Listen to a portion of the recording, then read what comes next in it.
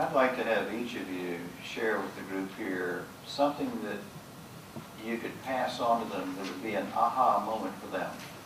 Steve, that was similar to what I consider an aha moment. Right. Because, oh, I hadn't thought of it that way. That's interesting.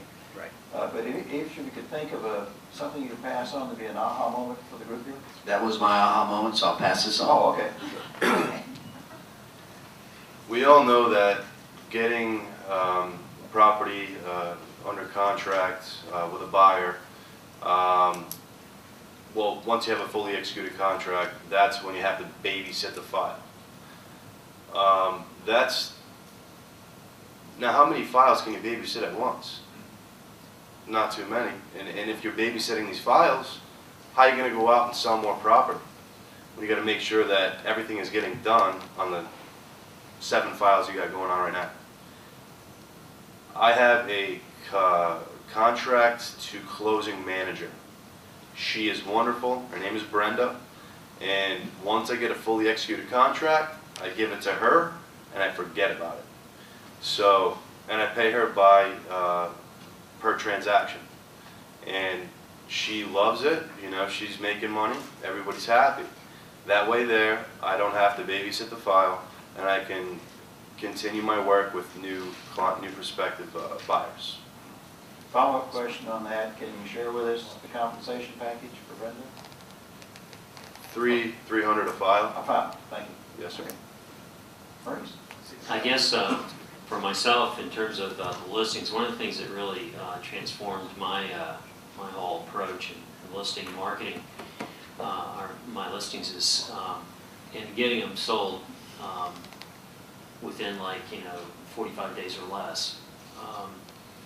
Is that I have a friend who is an interior decorator. We meet once a month with some other folks, just kind of a professional thing where we meet for lunch and talk about our business and pray together.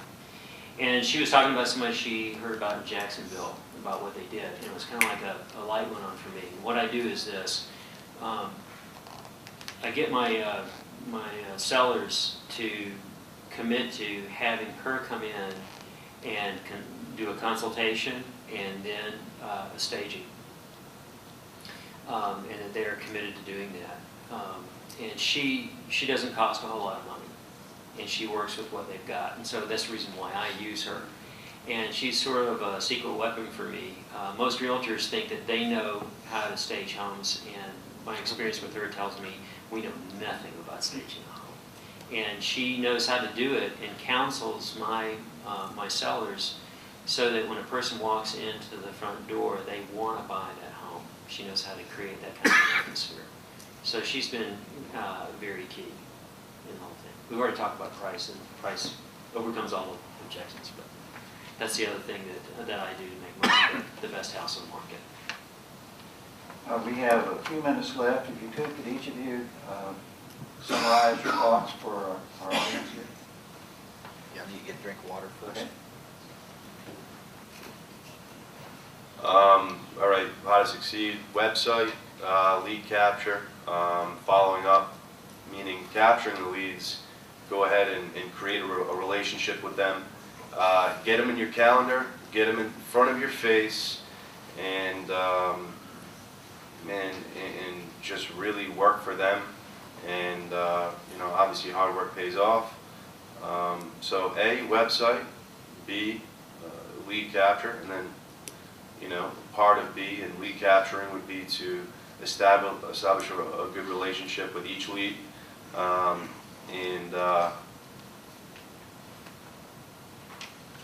That's just about it. And then, you know, like I said, like I just mentioned, having somebody who can babysit the files for you as opposed to doing it yourself, because that in itself takes way too much time. I think one of the things that I'm hearing, I'll just say just one thing, that is that if you serve your clients, they know it, and that's what really defines you and lets you stand out among a lot of realtors. Because if you're there, if your primary motive is to serve them and not get the buck, that comes through. They got that radar up and they know it, and so that, I think that's one of the number one things is serving your clients. Steve? I have 3 things, so you probably want to write these down. They're very important. Follow up, follow up, follow up. I stay in touch, and when my phone rings, I try to answer it live as many times as possible. I return calls promptly, and I always get this, "Oh my, you can't believe how many times we called the other person we worked with," and it would be days before we'd hear back from them, or sometimes we would never even hear back. So we believe in following up, staying in touch, and you know, there's no shame in when you know that you're doing right by them to ask them for help. And I'm not bashful. I know some of you have known me for 8 years and you think I'm bashful, but I'm not. But I will ask for the referral business. When you deliver what you promise that you're going to deliver and you exceed the expectations and that bar, you have the right to expect somebody that you've done that kind of work for them to send you some business. And we believe in referral business, and that's how we stay in business, is through quality referrals.